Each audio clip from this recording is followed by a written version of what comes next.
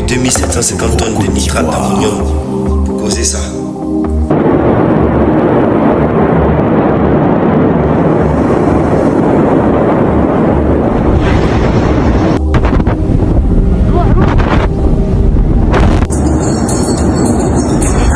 Et aujourd'hui, on apprend qu'il y a un bateau qui se nomme Zimrina, qui est sur nos côtes, un rat de mer, comme ils le disent. Mais écoutez, on n'a qu'à se respecter. D'abord, on nous parle de nitrate d'ammonium, qui est une substance bon pour l'engrais. J'aimerais savoir, c'est la Côte d'Ivoire qui a passé commande, ou bien c'est les gars qui sont venus vers nous pour dire qu'on a un peu d'engrais, tout ça, est-ce que vous voulez? Maintenant, nous posons la question. Qui sont ceux-là qui ont commandé ces marchandises-là pour le compte de la Côte d'Ivoire? Ils doivent être attendus. Comment un navire qui est aussi dangereux, dont on nous parle, peut rentrer dans le pays? Parce qu'avant que ce bateau ne passe en Côte d'Ivoire, il est passé dans de très grandes nations qui ont refusé. On nous parle de plus de 20 000 tonnes, alors qu'au Liban, il a fallu que 2750 tonnes pour causer l'explosion que vous avez vue là.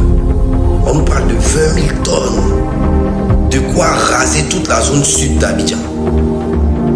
Après, ils nous disent oui, la Côte d'Ivoire doit traiter que 3 000 tonnes. Après, on a ce communiqué qui sort, le communiqué du port, qui nous informe que oui, l'année passée, l'année surpassée, la Côte d'Ivoire a traité plus de, je ne sais combien des milliers de tonnes, avec une facilité. Benito Pro Côte d'Ivoire. Mais cette cargaison dont tout le monde se méfie, il faut quand même étudier sa provenance.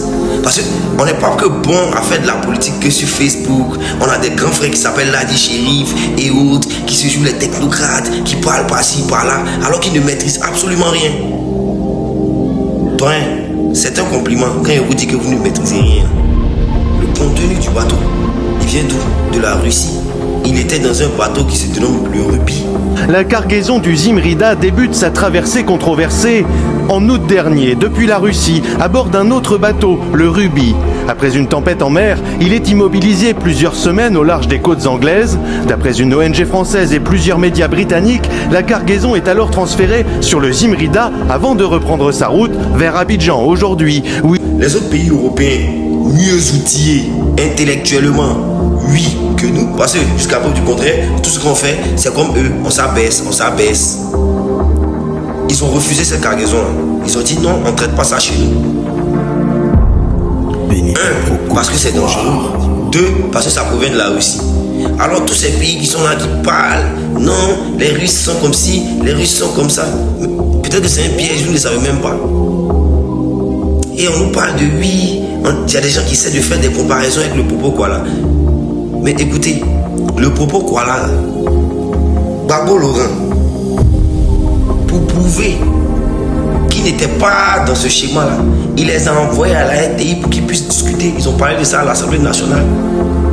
Mais cette histoire-là, on n'a même pas commencé de parler, c'est la RTI elle-même qui poste le communiqué du port autonome d'Abidjan, qui essaie un peu de se dédouaner en disant qu'il y aurait une réunion ce lundi. Mais écoutez, voici ce que nous demandons, et je demande à toute la jeunesse ivoirienne de bloquer sur cette actualité-là. Pourquoi ce bateau-là est venu en Côte d'Ivoire? Est-ce que c'est nous qui avons payé cet engrais-là, ou bien c'est eux qui nous payent pour recevoir ce bateau-là? Étant donné que toutes les grandes puissances ont refusé ça, trop c'est trop, on ne va pas continuer à se foutre de nous. Parce que, comme le dit la Constitution, le citoyen a droit à l'information en temps réel. On paye nos redevances à la RTI, c'est pour pouvoir avoir des informations en temps réel. Les ministres ont une charte de déontologie.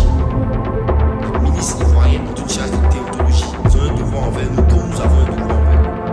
Donc, arrivé un moment, il faudrait qu'on se respecte. Benito Pro Côte d'Ivoire. Le gouvernement de Côte d'Ivoire est soucieux de la santé des Ivoiriens, est soucieux de la protection des consommateurs, raison pour laquelle il a mis un dispositif en place, afin que tous les produits qui rentrent en Côte d'Ivoire puissent respecter des normes. Il faudrait qu'on nous explique